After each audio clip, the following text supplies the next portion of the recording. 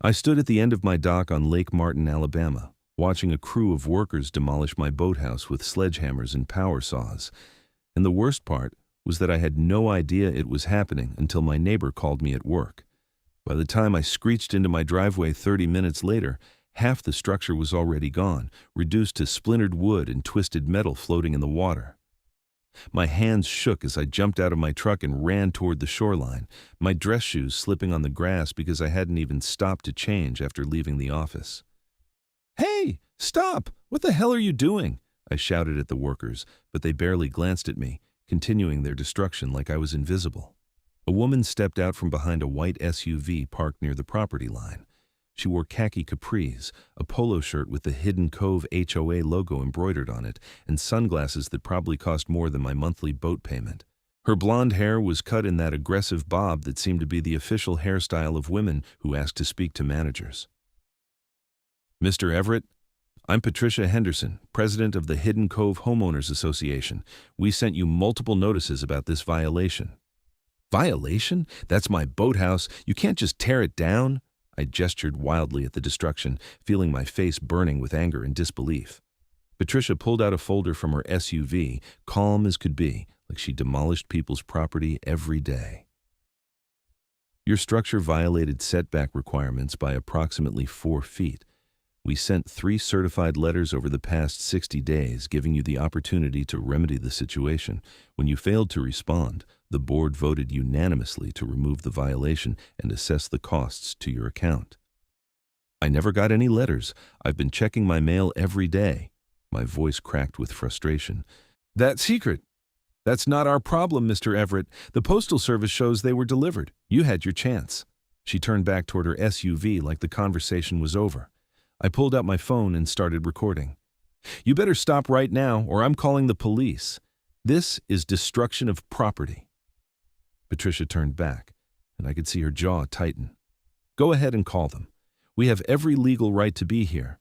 It's in the HOA bylaws you signed when you purchased your property. Section 12, paragraph 4, subsection B. The association has the right to remove violations at the owner's expense after proper notification." I did call the police. Officer Martinez showed up 20 minutes later, by which time my boathouse was completely gone. All that remained was the concrete pad and some broken pilings sticking out of the water like rotten teeth. He listened to both sides, examined Patricia's folder of supposed notices, and told me it was a civil matter that I'd need to handle through the courts. "But they destroyed my property," I protested. "Sir, I understand you're upset, but if they followed proper procedure according to the HOA bylaws, this isn't a criminal matter. You'll need to contact a lawyer." Officer Martinez looked sympathetic, but useless. After everyone left, I sat on what remained of my dock and stared at the empty space where my boathouse had been for the past 8 years. I'd built it myself the summer after I bought the place, spending every weekend that July and August measuring, cutting, hammering. It wasn't fancy, but it kept my fishing boat and kayak dry and stored all my gear. Now it was floating debris that I'd have to clean up myself. My phone rang. It was my buddy Derek from 3 houses down. "Logan, man, I just heard. I'm so sorry."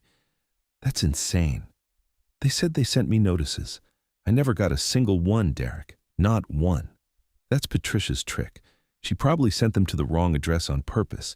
She did something similar to the Wilsons last year with their fence. Listen, you need to call Tom Brewer. He's a real estate attorney in Alexander City who handles HOA disputes. He helped my cousin fight an assessment." I took down the number and called Tom Brewer first thing the next morning.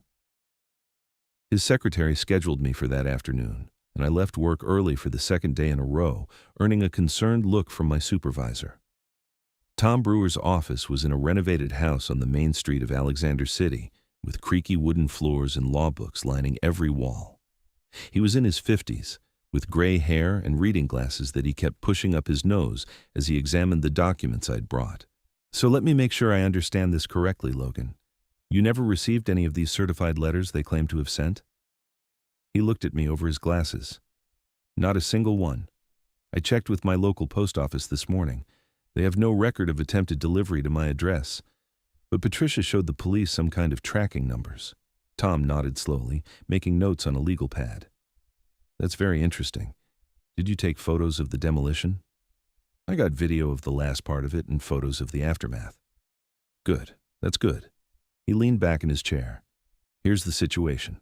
The HOA does have broad authority to enforce violations, but they have to follow proper procedure. If they didn't actually deliver those notices to you, then they didn't follow procedure. We can fight this. How much is this going to cost me? I asked, dreading the answer. I work on contingency for HOA cases. I take 30% of whatever we recover, plus expenses. But Logan, I have to be honest with you. These cases can take months, sometimes over a year.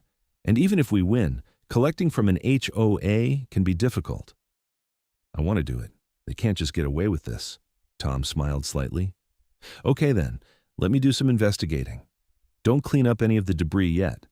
I want to document everything, and don't communicate with the HOA without running it by me first.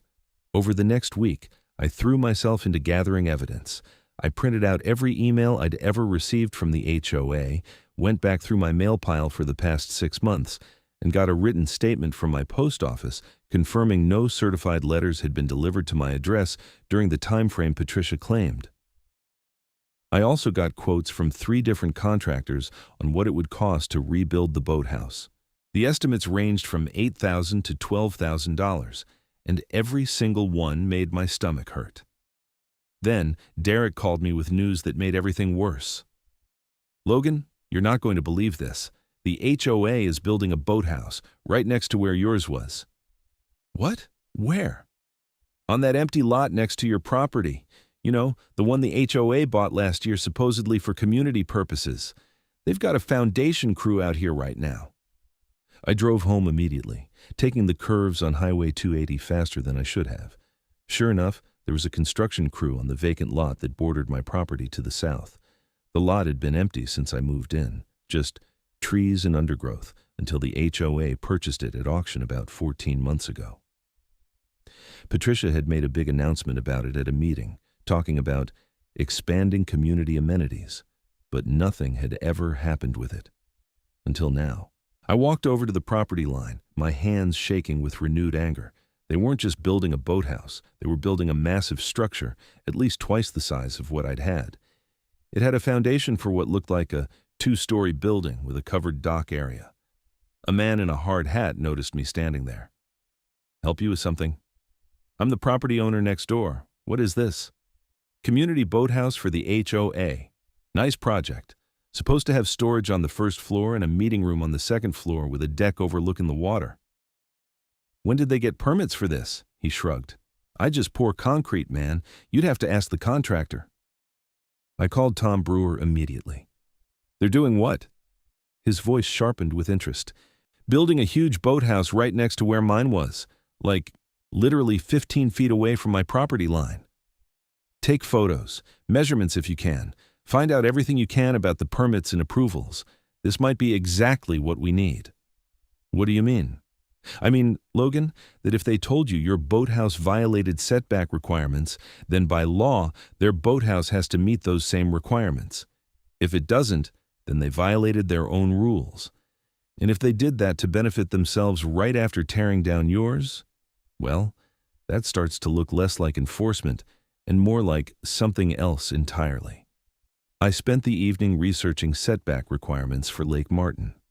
According to the Tallapoosa County regulations, structures had to be at least 15 feet from property lines and meet certain distance requirements from the water.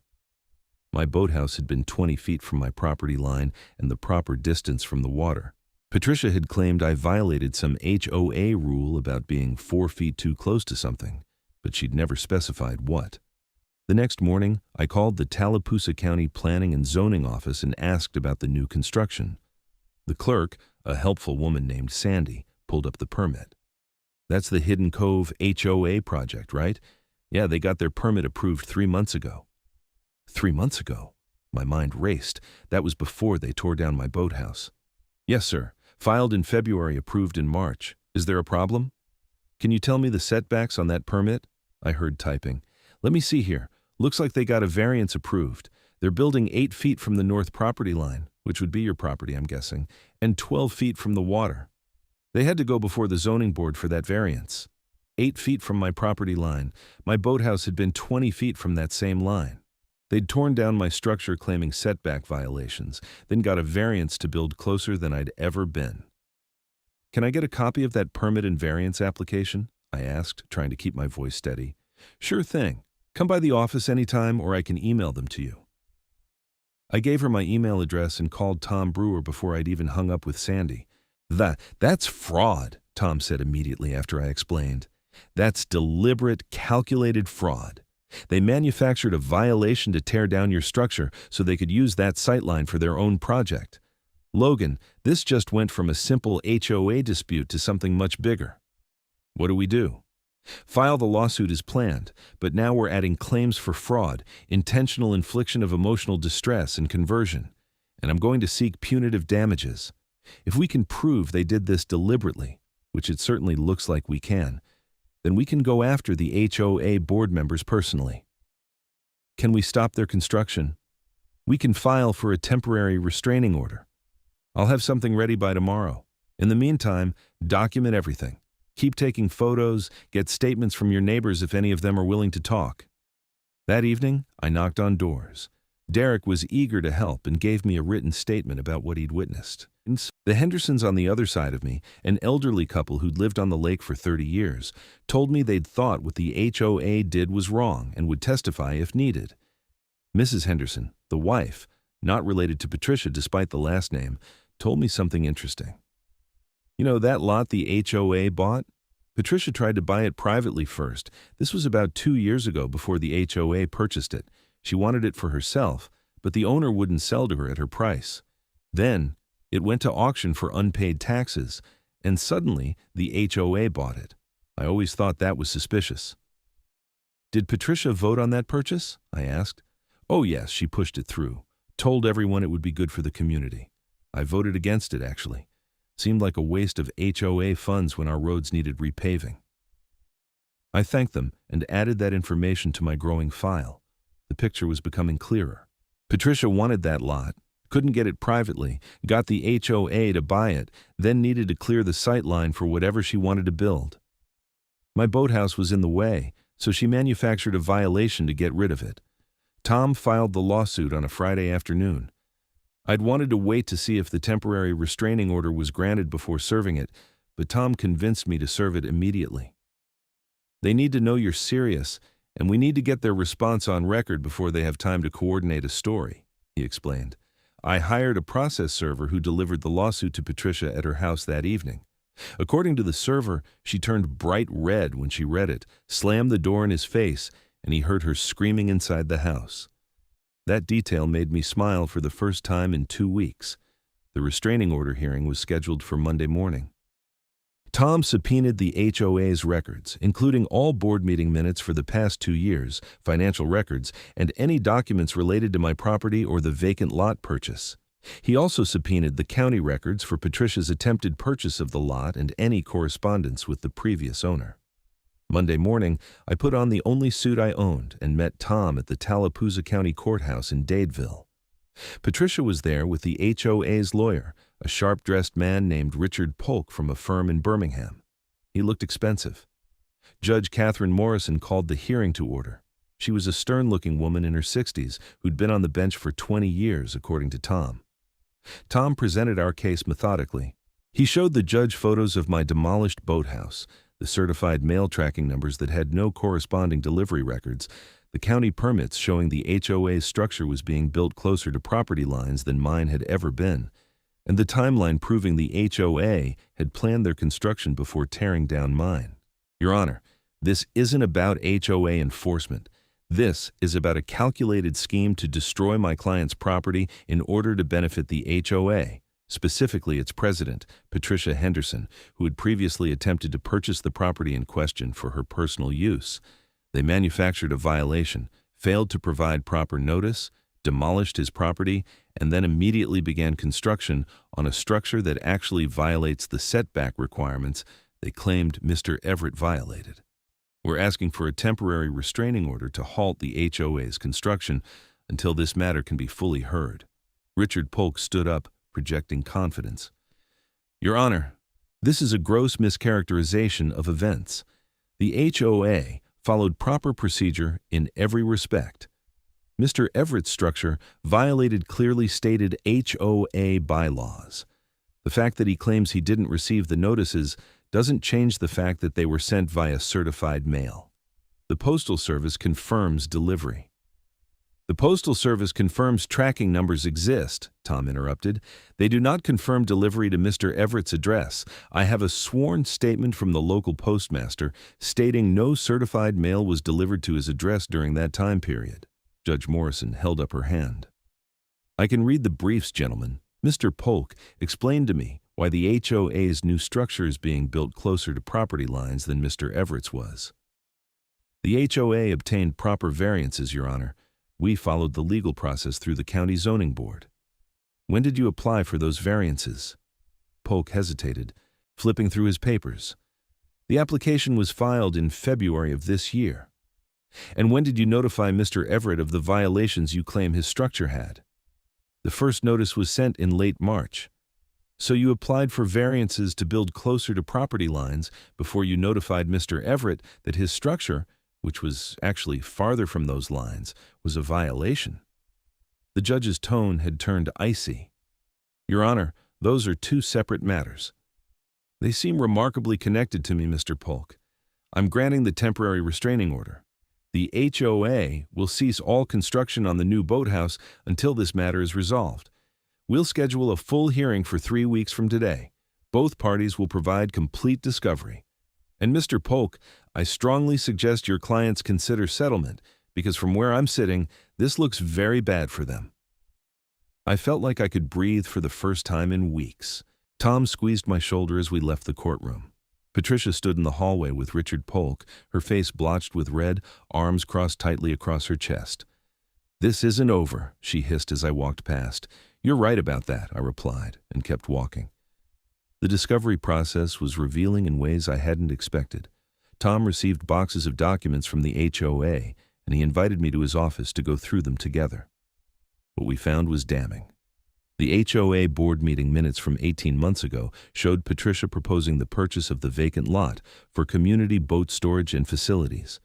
The minutes from 2 months before that showed her proposing a waterfront beautification initiative to address non-conforming structures. My property was the only one specifically mentioned. She was planning this from the beginning, Tom said, highlighting the relevant passages. Look at this. She created a committee to review waterfront compliance that consisted of herself and 2 other board members. They produced a report, conveniently, that identified your boathouse as the only violation in the entire community. But my boathouse met all the requirements. We can prove that. Exactly. Which means their report was false. That's fraud, Logan. Deliberate fraud. The financial records were even more interesting. The HOA had paid $75,000 for the vacant lot at auction, but Tom found records showing Patricia had offered the previous owner $40,000 for it privately before the tax auction. The previous owner had refused, wanting at least $60,000. The lot went to auction for unpaid taxes with a minimum bid of $30,000, and somehow the HOA ended up paying $75,000 for it. Who else bid on it? I asked. Tom grinned. That's the question, isn't it? I've subpoenaed the auction records. We should have them by tomorrow. The auction records arrived via email the next afternoon. Tom called me immediately, his voice excited. Logan, you need to see this. There were only 2 bidders at the auction. The HOA and a company called Lakeview Properties, LLC. They bid against each other, driving the price up to $75,000. Guess who owns Lakeview Properties? No idea. Neither did I until I ran a corporate search. It's Patricia Henderson and her husband, Gerald Henderson. They created the LLC 3 months before the auction. My jaw dropped. She bid against her own HOA? She bid against the HOA using her own money, driving up the price, then the HOA bought it at an inflated price using homeowner dues. Then she tore down your boathouse to clear the sight line and started building a massive community facility that I'm betting she planned to use primarily herself. Logan, this isn't just fraud anymore. This is embezzlement. This is theft of HOA funds. What do we do? I'm calling the Alabama Attorney General's office. This is beyond a civil dispute now. If the HOA funds were misused, That's criminal. And I'm amending our lawsuit to add RICO claims. RICO? Like the mob? RICO covers any pattern of racketeering activity, fraud, embezzlement, mail fraud from the fake notices. If we can prove a pattern, we can go after them under federal law. And RICO allows for treble damages. That means 3 times whatever we prove you lost. My head was spinning. What started as anger over a demolished boathouse had turned into a federal case involving fraud and embezzlement. Part of me wanted to back away, take a settlement if they offered one, and move on with my life. But a larger part of me was furious at what Patricia had done, not just to me, but to every homeowner in Hidden Cove who paid dues that she'd misused. "Let's do it," I said. "Let's go after all of them." Tom amended the lawsuit, adding the RICO claims and naming Patricia Henderson personally, along with the 2 other board members who'd been on her compliance committee. He also filed a formal complaint with the Alabama Attorney General's office and sent copies of all our evidence to the Alabama Real Estate Commission, which had oversight of HOA management. The response was swift. Richard Polk called Tom 2 days later requesting a settlement conference. Tom agreed, but warned me not to expect much at the first meeting. "They're going to lowball you. Try to make this go away cheap. Don't take the first offer. We have them dead to rights." The settlement conference was held at Polk's office in Birmingham, a glass tower downtown with views of the city. Patricia was there, along with Gerald Henderson, who I was meeting for the first time. He was a thin man in his 50s with nervous energy, constantly fidgeting with his phone. The other 2 board members, Susan Miller and Robert Chen, sat at the far end of the conference table looking miserable. Let's cut to the chase," Richard Polk said after brief introductions. "The HOA is prepared to offer Mr. Everett $20,000 to settle this matter and agree to mutual non-disparagement." Tom laughed, actually laughed. "You demolished his boathouse, which will cost $12,000 to replace. You built your own structure in its place. You committed fraud in the process and embezzled HOA funds. And you're offering $20,000 in a gag order? Richard, I expected better from you. What do you want?" Polk's jaw tightened. "Full replacement cost of the boathouse, punitive damages for the fraud, transfer of the new boathouse to Mr. Everett's ownership since it was built where his should have been, removal of Patricia Henderson and her co-conspirators from the board, and a full audit of HOA finances for the past 5 years. Patricia stood up, her face flushed. "That's insane. You can't take the community boathouse. It belongs to all the homeowners." "Sit down, Patricia," Polk said quietly. "No, this is ridiculous. We followed the rules. We did everything properly. Just because he claims he didn't get the notices doesn't mean—" "Patricia, sit down and be quiet, or I'm withdrawing as counsel." Polk's voice was sharp. She sat down, glaring at me like I'd personally wronged her. Tom continued. "We have documentation of everything. The fake compliance report, the auction fraud, the misuse of HOA funds, your personal attempts to buy the property before manipulating the HOA into buying it at an inflated price. This is going to trial unless we get a reasonable settlement, and when it does, it's not just going to be a civil trial. The Attorney General's office is already investigating. The Real Estate Commission is already investigating. You're looking at criminal charges, Patricia." The room was silent. Susan Miller looked like she might cry. Robert Chen stared at the table.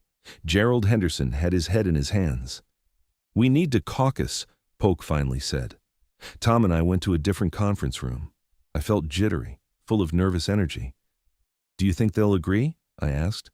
"They'd be stupid not to. But people do stupid things when they're cornered. Patricia strikes me as the type who'd rather burn everything down than admit she was wrong." We waited for 45 minutes. When we returned to the main conference room, the atmosphere had shifted. Patricia sat rigid and silent. Polk looked tired. "We can agree to replacement cost of the boathouse and removal of the board members in question. We cannot agree to transfer ownership of the community facility. It was built with HOA funds and the other homeowners have a right to it." "Then tear it down," Tom said simply. "What?" Patricia's head snapped up. "Tear down your boathouse. It was built on fraud. It never should have existed. You tear it down, replace Mr. Everett's boathouse in its original location, remove yourselves from the board, and agree to a full financial audit. In exchange, we'll drop the RICO claims and won't push for criminal prosecution." "That's a $40,000 facility," Patricia shouted. "That you built with stolen money," Tom replied calmly. "Be grateful we're offering you a way out without prison time." The negotiations continued for another hour. Eventually, we reached an agreement. The HOA would pay for complete replacement of my boathouse, including upgrades to current building codes, which would cost about $15,000. Patricia, Susan, and Robert would resign from the board immediately. The new structure would be dismantled and the materials sold, with the proceeds going back into the HOA's general fund.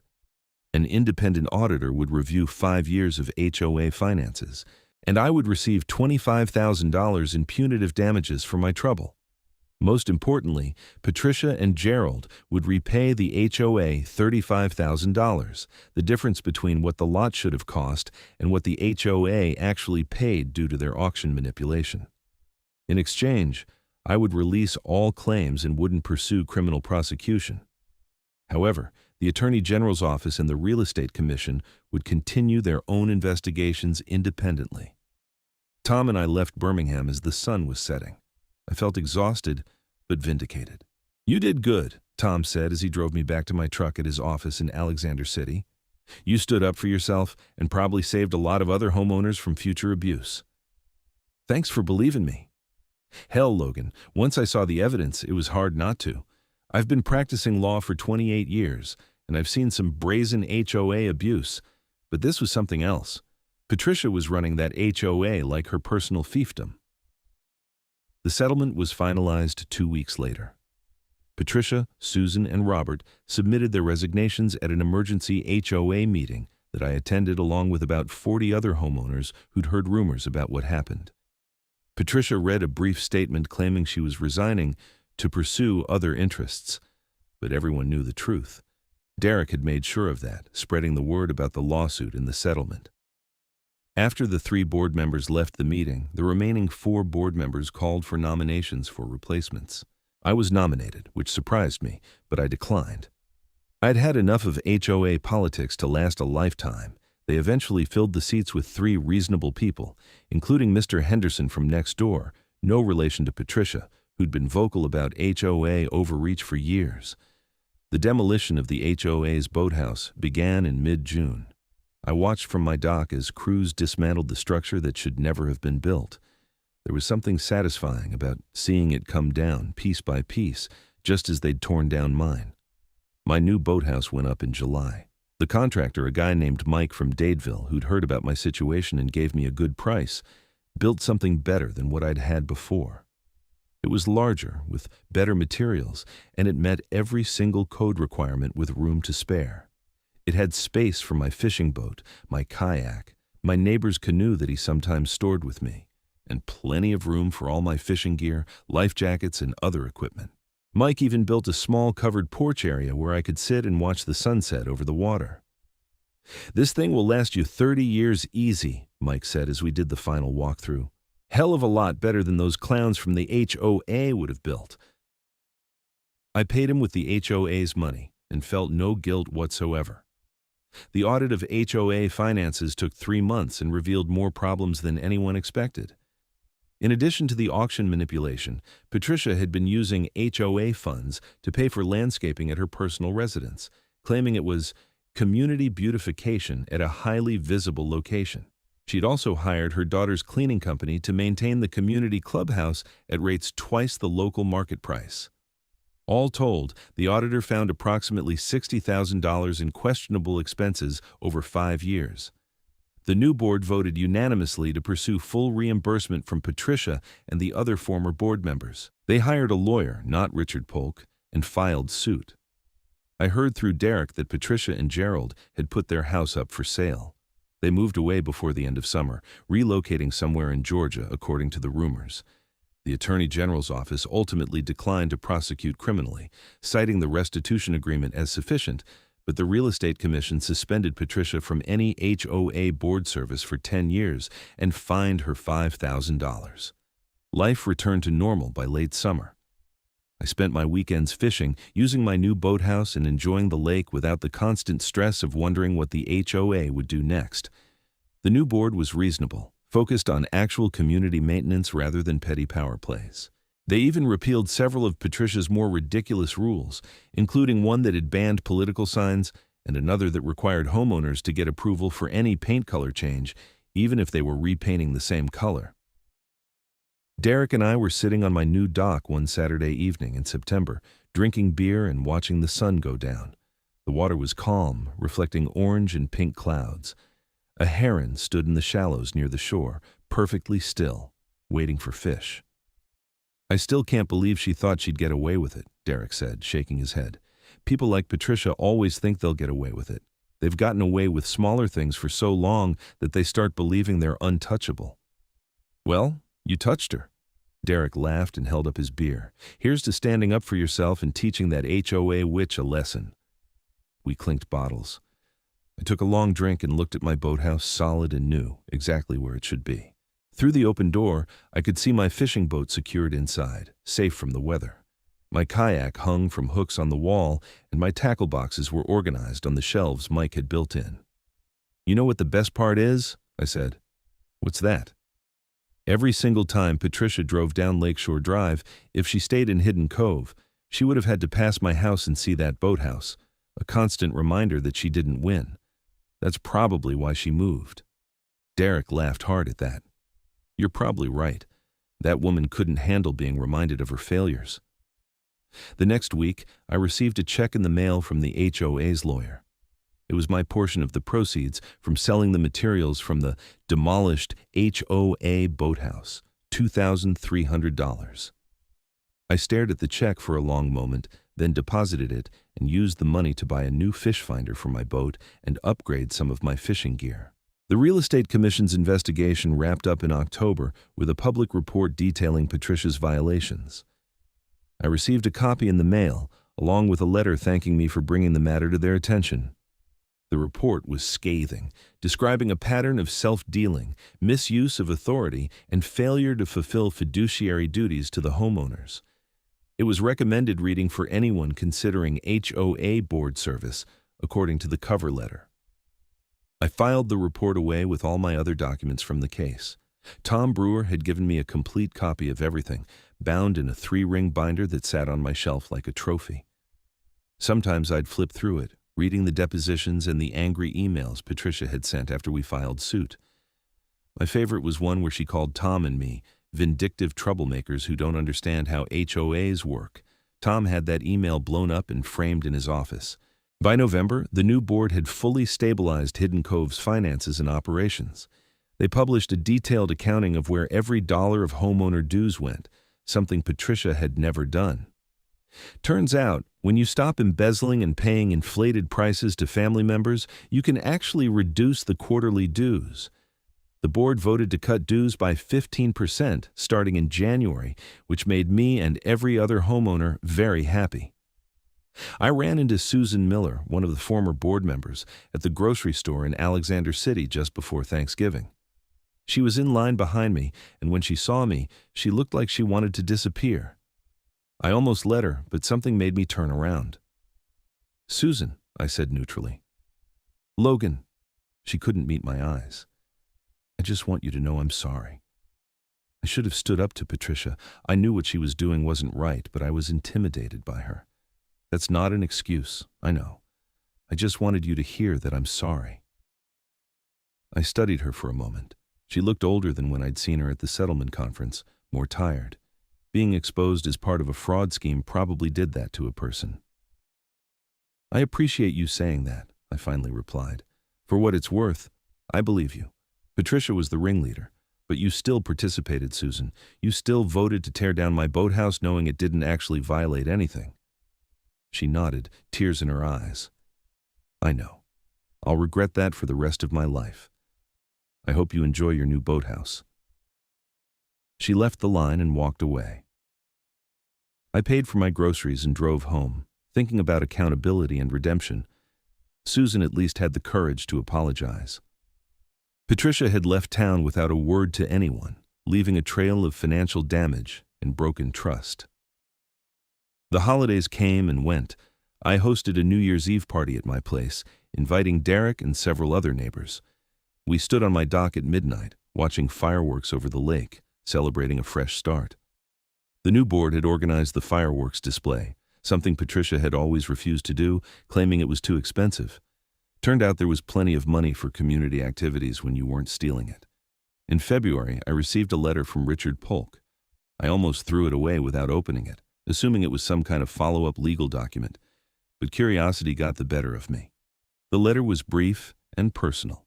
Polk wrote that he'd withdrawn as general counsel for the Hidden Cove HOA and was referring them to another firm. He apologized for his aggressive defense of Patricia's actions, stating that he'd been misled about the facts and that he should have investigated more thoroughly before taking positions in court. He commended me for standing up for myself and noted that the case had taught him important lessons about verifying client claims. It was a surprisingly humble letter from a lawyer who'd seemed so confident in that first hearing. I wondered how many lawyers would have written such a letter.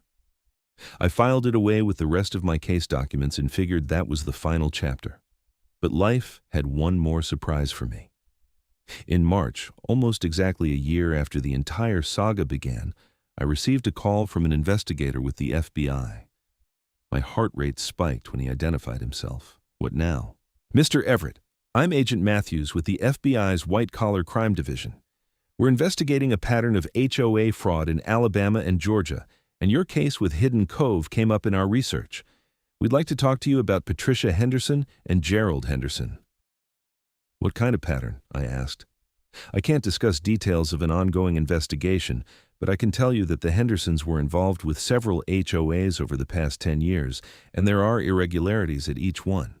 We believe they were running a sophisticated embezzlement scheme, moving from one HOA to another before anyone caught on. Your case is the first time anyone fought back hard enough to expose what they were doing." I met with Agent Matthews the following week at the FBI's field office in Birmingham. He was a serious man in his 40s who took detailed notes as I walked him through everything that had happened. He was particularly interested in the auction manipulation and the use of the LLC to bid up the price. "They did the same thing in 2 HOAs in Georgia," he told me. "Different LLCs, but the same pattern. Get on the HOA board, identify a valuable asset the HOA could acquire, use a shell company to drive up the auction price, then the HOA buys it at an inflated price. They pocket the difference." "How much are we talking about?" I asked. "Across all the HOAs we've identified, probably close to $400,000 over a decade. They were smart about it, never taking so much that it raised immediate red flags. But it adds up. So what happens now?" "Now we build a case. We'll need you to testify before a grand jury eventually, if you're willing.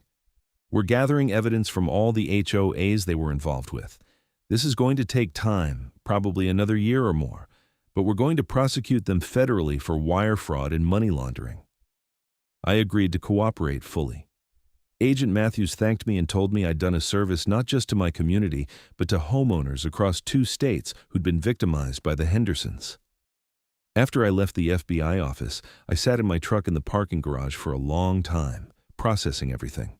What had started as anger over a demolished boathouse had uncovered a multi-state fraud scheme.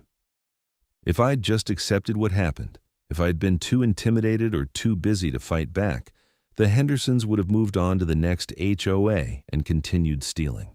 I drove back to Lake Martin, back to my house with its new boathouse. I walked down to the dock and looked at the structure that had been the catalyst for everything. It was just a building, really. Wood and metal and screws. But it had become a symbol of something larger.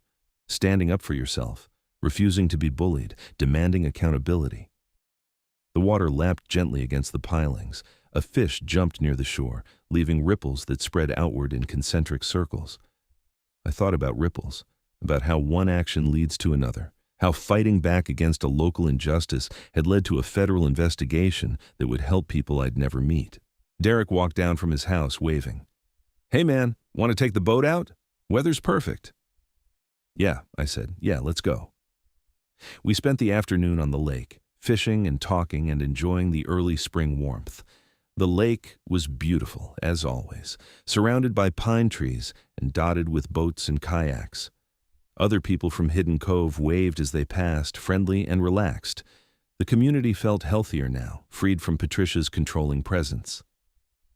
That evening, I grilled burgers on my deck and ate dinner watching the sunset.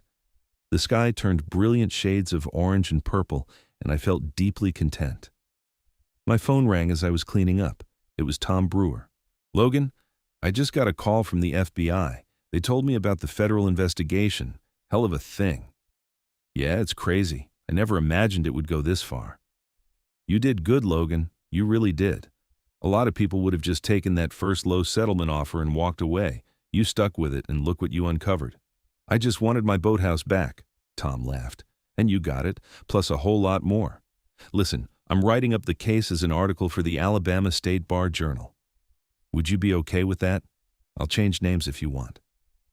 "Use real names," I said. "People should know what happened. Maybe it'll help someone else in a similar situation." "You're a good man, Logan Everett. Stay in touch." The federal case against Patricia and Gerald Henderson moved forward slowly, as these things do. I testified before a grand jury in June, telling my story once again to a room full of strangers who listened with serious faces. The grand jury indicted both Hendersons on multiple counts of wire fraud, money laundering, and conspiracy in July. Their trial was scheduled for the following spring. Agent Matthews told me I'd likely be called as a witness, and I agreed without hesitation. The Hendersons had tried to fight extradition from Georgia, but ultimately lost and were being held in federal custody in Alabama awaiting trial. Life continued at Hidden Cove. The new board continued to improve things, repaving the roads Patricia had neglected, updating the clubhouse, and organizing community events that brought neighbors together. The quarterly meetings were attended by 20 or 30 people now, engaged homeowners who wanted to have a say in their community, rather than the 5 or 6 who used to show up when Patricia ran things like a dictatorship. I was sitting on my dock one Saturday afternoon in August when a car pulled into my driveway. I didn't recognize it, but I walked up to see who it was. A woman in her 30s got out, looking nervous. "Are you Logan Everett?" she asked. "That's me. Can I help you?" "My name is Jennifer Walsh. I'm a homeowner in Riverside HOA in Columbus, Georgia. I read about your case online, and I think the same thing is happening to us. The board president is trying to force me to tear down my shed, claiming violations, but I know the shed meets all the requirements. And she's been pushing to have the HOA buy a vacant lot in our subdivision. I'm scared of ending up like you did." I invited Jennifer in and spent 2 hours telling her everything I'd learned. I gave her Tom Brewer's contact information and Agent Matthews' card. I explained how to document everything, how to get independent verification of the rules, how to rally other homeowners. She took notes frantically, thanking me repeatedly. "You have no idea how much this helps," she said as she was leaving. "I've felt so alone in this. Everyone else seems too scared to stand up to the board president." "You're not alone," I told her. "And if she's doing what I think she's doing, the FBI is already looking at her. But don't wait for that. Get a lawyer now. Fight back before they can do any damage." Jennifer called me a week later to tell me she'd hired a lawyer and filed for an injunction to stop the shed demolition. The judge had granted it after her lawyer presented evidence that the shed met all requirements. The HOA board president had resigned 2 days later. "The FBI came to our HOA meeting last night," Jennifer said, her voice excited. "They're investigating financial irregularities.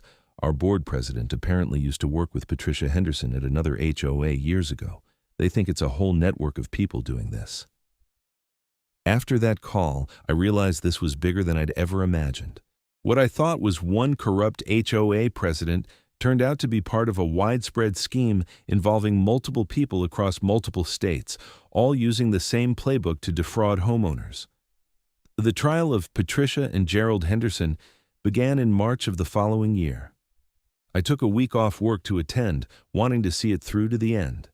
The federal courthouse in Montgomery was imposing, all marble and high ceilings, with security that rivaled an airport. Tom Brewer came with me on the days I wasn't testifying, and Derek took a few days off to watch as well. The prosecution laid out a devastating case, showing how the Hendersons had moved from HOA to HOA, getting elected to boards, manipulating purchases, and embezzling funds. My case was just one example among many. When I took the stand, the prosecutor walked me through everything that had happened. I told the jury about watching my boathouse being demolished, about the fake notices, about discovering the fraud. I showed them photos and documents. The defense attorney tried to make me seem like a disgruntled homeowner exaggerating minor issues, but the evidence was too strong. Patricia sat at the defense table looking older and smaller than I remembered. Gerald looked defeated, slumped in his chair. Neither of them looked at me during my testimony. The trial lasted 2 weeks. The jury deliberated for less than a day. Guilty on all counts. Patricia and Gerald Henderson were convicted of wire fraud, money laundering, and conspiracy. The judge scheduled sentencing for 2 months later. At the sentencing hearing, the judge was harsh. She noted the betrayal of trust, the targeting of middle-class homeowners who had limited resources to fight back, and the sophistication of the scheme. Patricia Henderson was sentenced to 8 years in federal prison. Gerald Henderson received 6 years. They were also ordered to pay full restitution to all the HOAs they'd defrauded, an amount totaling over $400,000. I watched them being led away in handcuffs and felt a complex mix of emotions. Satisfaction? Yes, justice had been served, but also sadness that people would use their intelligence and energy to hurt others rather than help. They could have been positive forces in their communities. Instead, they chose greed. Outside the courthouse, Agent Matthews shook my hand. "This doesn't happen without you, Mr. Everett. Most people don't fight back. You did, and you saved a lot of people a lot of money and heartache." Tom Brewer put his arm around my shoulders. "My article about your case has been published. I've already gotten calls from 3 other homeowners in Alabama dealing with similar issues. You've started something important." Derek drove back to Lake Martin with me, and we stopped for barbecue in Wetumpka to celebrate.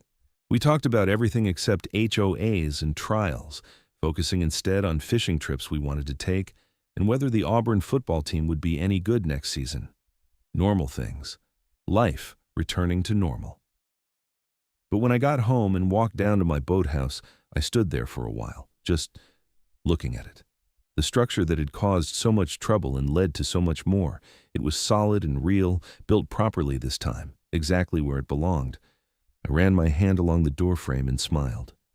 Inside, my fishing boat sat ready for the next trip. My gear was organized and maintained. Everything was in its place. I walked out to the end of the dock and sat down, dangling my feet over the water. The sun was setting, painting the sky in brilliant colors reflected on the lake's surface. Over the following months, I heard from several more homeowners across Alabama and Georgia who'd read about the case. Some were dealing with similar HOA abuse. Some just wanted advice on how to stand up for themselves. I helped where I could, connecting people with Tom Brewer or other lawyers, sharing what I'd learned about documentation and persistence. The Hidden Cove. HOA continued to thrive under new leadership. They published an annual report showing exactly where homeowner dues went, held regular town halls where residents could voice concerns, and voted on major decisions democratically. It was what an HOA should be: a group of neighbors working together for the common good, not a fiefdom for petty tyrants. 1 year after the trial, the HOA held a community appreciation event at the clubhouse. To my surprise, they gave me an award for standing up for homeowner rights and exposing corruption. It was a plaque with my name and the date, nothing fancy, but it meant something. The new board president, Mr. Henderson from next door, made a speech about how my willingness to fight back had saved the community from continued abuse and financial damage. "Logan showed us that we don't have to accept injustice just because it comes from people in authority," he said. "He stood up when it would have been easier to walk away, and we're all better for it." People applauded, and I felt my face flush with embarrassment and pride. Derek whistled loudly from the back of the room. After the event, dozens of neighbors came up to thank me personally, shake my hand, tell me they were glad I'd fought back. I drove home that night feeling grateful. Grateful for good neighbors, for a good lawyer, for FBI agents who took HOA fraud seriously, for judges who saw through lies. Grateful for Derek's friendship and support through the whole ordeal. Grateful that I'd had the courage to stand up for myself when it mattered. But mostly, I was grateful for my boathouse. Not just the physical structure, though I loved it, but for what it represented. The idea that you don't have to accept being wronged, that evidence and persistence can overcome corruption, that one person standing up can make a difference. I walked down to the dock one last time that night, checking to make sure everything was secure. The lake was quiet, just the sound of small waves lapping against the shore and the distant call of a loon. Stars filled the sky, brilliant and countless. I stood there, breathing in the clean air, feeling the peace of knowing I'd done the right thing. Tomorrow I'd go fishing. I'd use my boat from my boathouse, the one that should have been there all along. I'd catch some bass, maybe some catfish if I was lucky. Life would continue in the best possible way, normal, peaceful, just as it should be. But tonight, I just stood there in the dark, grateful for everything that had happened and everything that was yet to come. The fight had been hard, but it had been worth it.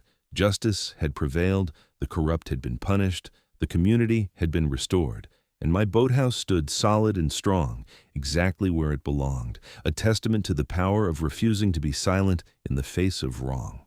I smiled and walked back up to the house, ready for whatever came next, knowing I'd proven to myself that I could stand up and fight when it mattered most.